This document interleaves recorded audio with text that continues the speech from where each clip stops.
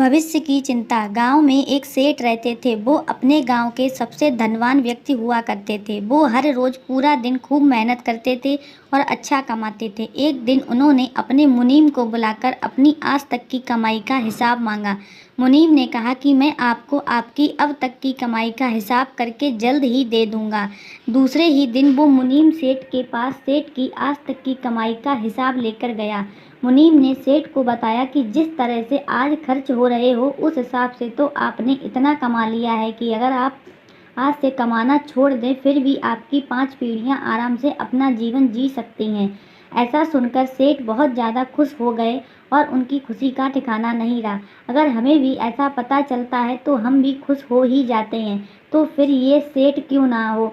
अब सेठ अपनी सफलता से बहुत खुश थे, लेकिन अब उन्हें अपनी 7 पीढ़ी की साथ ही साथ चिंता हो रही थी। सेठ सोच रहे थे कि मेरी 7 पीढ़ी कैसी होंगी, और अगर मेरी कमाई 5 पीढ़ी तक ही खत्म हो जाएगी तो मेरी आने वाली 7 पीढ़ी का क्या होगा।